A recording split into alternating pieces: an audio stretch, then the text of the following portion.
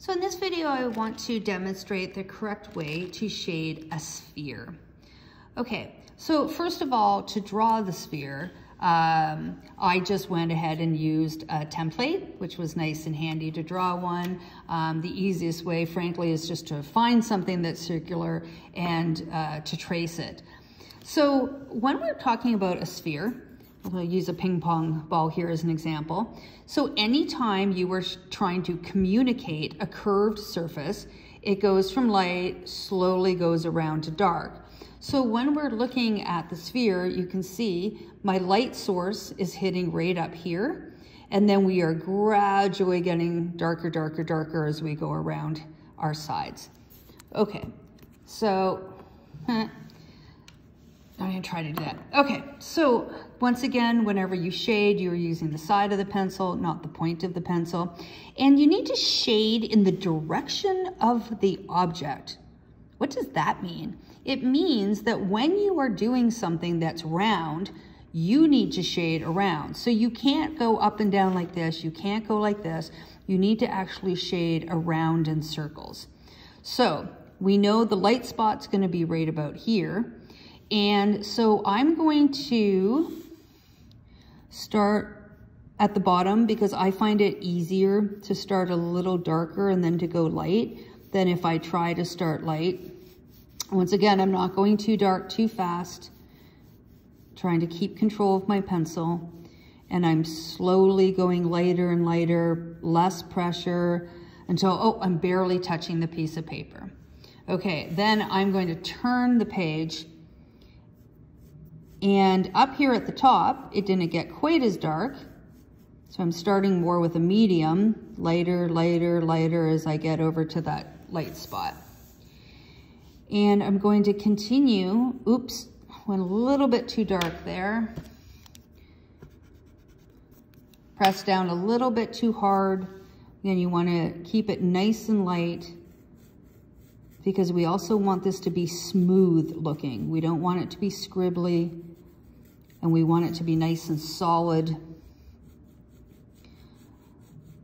So if you practice a lot, you can probably shade by going around in circles like this. I find that way too difficult. And for me, the easiest way to do it is just to keep turning the page. Okay, so this is just my first layer, and that's important to understand that shading in pencil is about layers of value. Okay, so now I'm gonna go back and let's start my second layer. I'm gonna hold my pencil a little more at a point just so I can get that edge. I wanna make sure I'm going right up to the line down here at the bottom. Okay, here I go. So I'm gonna go on my value scale. We wanna go 9, 8, 7, 6, 5, 4, 3, 2, until we get up to a 1. And we wanna do that without having stripes. So you can see the sphere is starting to get more round, and it takes time to do this. In order to get a nice surface, in order for it not to look scribbly, it's going to take a couple of layers, a little bit of patience, a little bit of practice in order to get this to work. So our goal, remember, is to start lighter here and to slowly start getting darker as we go near the bottom. And then we're slowly getting darker around all our edges, but the darkest part we save to the bottom. So I want to get these edges a little bit darker and then just slowly blend them in till the lightest area. Okay, not bad. But if I go over this one more time, I can get it a little bit more smoother so it's not scribbly looking. And watch what happens when I get a bit darker. So when we're talking about value scales, right, the more range of value you go all the way from light to dark, the more round it's going to be. So right now I've probably stopped right about here. Now I'm going to shade right over to about there. And you can actually see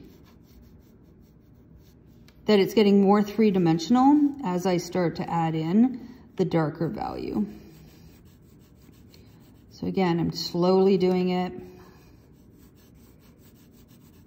And I'm not gonna stop. I don't want an edge. I don't want you to suddenly go, hey, wait a minute, she stopped shading right there.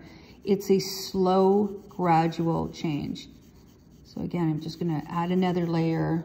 And what I'm doing is I'm blending from my dark to my light every time I add a layer. And I'm filling in those little white spaces of paper that we can see through. We want a nice solid look to it. And that is what a successful sphere should look like.